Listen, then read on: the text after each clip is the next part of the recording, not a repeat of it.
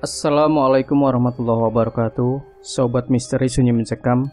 Apa kabar Anda hari ini? Mudah-mudahan fine dan selalu dalam lindungan Allah Subhanahu wa taala. Jumpa kembali bersama kami, channel yang setiap hari selalu menyuguhkan cerita-cerita misteri menarik.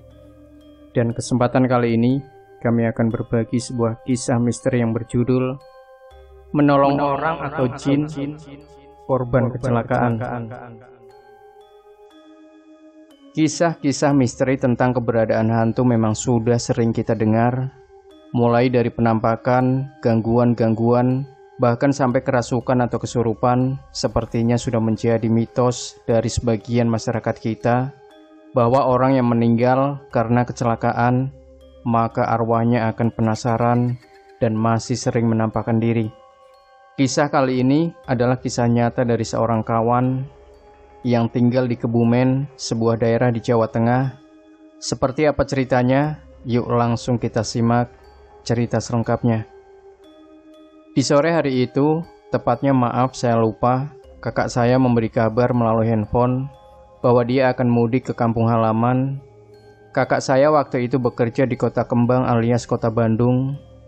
Dia berencana pulang kampung dengan menggunakan alat transportasi kereta api, dan kakak saya meminta saya untuk menjemputnya di stasiun kereta api Kebumen pada jam yang telah kami perkirakan. Karena kakak saya naik kereta malam, otomatis kereta api kami perkirakan akan sampai atau masuk di stasiun Kebumen pada dini hari sebelum subuh, atau sekitar jam 3:30 waktu Indonesia Barat. Singkat cerita, malam itu terasa cepat berlalu, karena tahu-tahu alarm jam yang ada di kamar saya berbunyi. Sebelum tidur, alarm saya atur di jam 3.00 waktu Indonesia Barat. Dan benar saja alarm berbunyi tepat pukul 3.00. Saya pun bangun dan bersiap-siap berangkat ke stasiun kereta api untuk menjemput kakak saya, lalu berangkat tepat pukul 3:45. Jarak antara rumah dengan stasiun tidaklah begitu jauh, kira-kira 10 menit saja. Di perjalanan sepanjang kampung saya, suasana dini hari begitu sepi. Apalagi dini hari itu udara begitu dingin, terasa menusuk hingga ke tulang sumsum. Saya bergumam dalam hati, pantas saja sepi banget, gak ada orang. Tentunya di jam sepagi dan cuaca sedingin ini, orang-orang pasti lebih memilih menarik selimutnya daripada keluar rumah. Jadinya pantas saja jikalau saya tak menemui seorang di sepanjang jalan kampung saya. Setelah masuk jalan besar, suasana juga tidak berbeda dengan suasana di kampung saya. Masih sepi. Sampai pada akhirnya saya sampai di pertigaan alun-alun. Dan dari jarak sekitar 100 meter sebelum sampai pertigaan alun-alun, saya seperti melihat seseorang yang sedang duduk di tengah pertigaan itu. Setelah semakin dekat, memang benar, penglihatan saya nggak salah. Memang ada sosok laki-laki yang duduk mengenakan kemeja, serta celana berwarna putih dengan bersimbah darah seperti habis kecelakaan di pertigaan itu. Kemudian sosok laki-laki itu melambaikan tangan ke arah saya, seperti meminta pertolongan. Namun karena perasaan takut, saya lewati begitu saja sosok laki-laki yang terduduk dengan bersimbah darah itu. Akan tetapi anehnya, saya berubah pikiran begitu saja. Saya pikir tidak ada salahnya juga kalau saya menolong laki-laki itu. Mungkin dengan memberikan tumpangan ke rumah sakit, akan sedikit membantu atau menyelamatkan laki-laki itu. Lagian jalan menuju rumah sakit dengan jalan menuju stasiun kereta api itu satu arah, dan letaknya pun saling berdekatan. Atas dasar pemikiran itu, saya pun berbalik arah dan menghampiri sosok laki-laki tadi. Dan laki-laki tadi masih saja terduduk di tempat yang sama. Tepat di samping kiri laki-laki itu, saya menghentikan motor saya.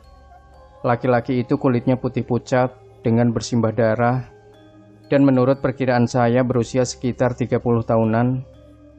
Setelah laki-laki itu naik bonceng di motor saya, segera saja saya menstarter motor saya melanjutkan perjalanan pelan-pelan. Kalau nggak salah kecepatan motor saya 30 km per jam. Setelah beberapa saat, saya sempat kaget karena tiba-tiba saja pundak saya terasa ditempelin sesuatu yang begitu dingin seperti di es.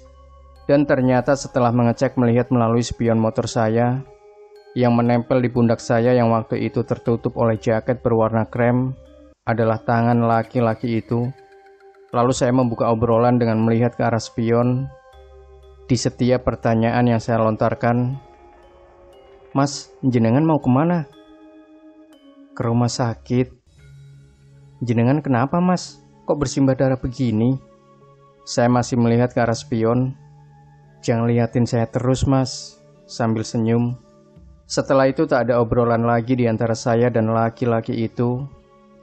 Waktu hampir sampai di rumah sakit, saya membuka obrolan kembali. "Mas, sudah hampir sampai rumah sakit." Namun tak ada jawaban dari laki-laki itu, dan saya pun melihat ke arah spion kanan motor saya lagi. Lah, kok laki-laki itu sudah nggak ada? Karena masih setengah nggak percaya dengan apa yang saya lihat di spion kanan motor saya menoleh ke belakang. Ternyata apa yang saya lihat di spion kanan motor saya sama persis dengan apa yang saya lihat waktu menolehkan kepala agak ke belakang.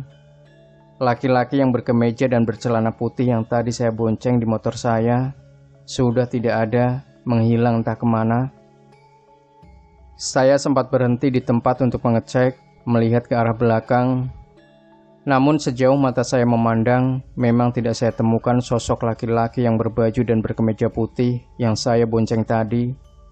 Anehnya lagi, setelah saya cek jaket saya di bagian pundak, di mana tadi kedua tangan laki-laki itu menempel yang terasa sangat dingin seperti es, tidak ada sedikit pun bercak-bercak bekas darah yang menempel.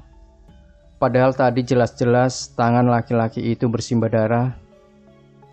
Menghilangnya sosok laki-laki yang saya bonceng tadi secara misterius menyisakan perasaan bingung dan heran di dalam kepala dan hati saya. Dan bahkan waktu sampai di stasiun, saya pun masih kepikiran sosok laki-laki yang tadi sebenarnya manusia atau bukan ya. Sampai pada akhirnya kereta yang ditumpangi kakak saya masuk atau sampai di stasiun kota saya, dan kakak saya melihat saya sedang terduduk seperti orang bingung. Memang waktu itu saya sangat bingung sekaligus heran. Kemudian kakak saya menghampiri saya dan bertanya, "Kok kamu kayak lagi orang bingung gitu? Memangnya kenapa? Ada apa?" "Gak kenapa-napa kok, saya cuma masih ngantuk aja," jawabku. Kami berdua lalu pulang, dan setelah sampai di rumah, saya baru menceritakan kejadian yang saya alami tadi. Setelah selesai bercerita, kakak saya cuma tersenyum lalu berkata, "Sudah, nggak apa-apa. Yang penting niat kamu baik, mau menolong, dan nggak usah dipikirkan lagi. Tidur lagi saja sana. Tadi katanya kamu masih ngantuk." Lalu saya berjalan menuju arah kamar saya tanpa menjawab sepatah kata pun kata-kata kakak saya barusan. Usut punya usut, ternyata seminggu yang lalu, pertigaan yang saya lewati tadi terjadi kecelakaan tunggal yang menewaskan pengendara motor. Motor yang dikendarai orang tersebut menabrak pembatas jalan karena ngantuk, dan pengendara meninggal seketika di tempat. Demikian Sobat Misteri Sunyi Mencekam. Jangan lupa tinggalkan komentar Anda, like, share video ini, subscribe channel Sunyi Mencekam, dan nantikan kembali cerita-cerita misteri terbaru dari kami. Wassalamualaikum warahmatullahi wabarakatuh.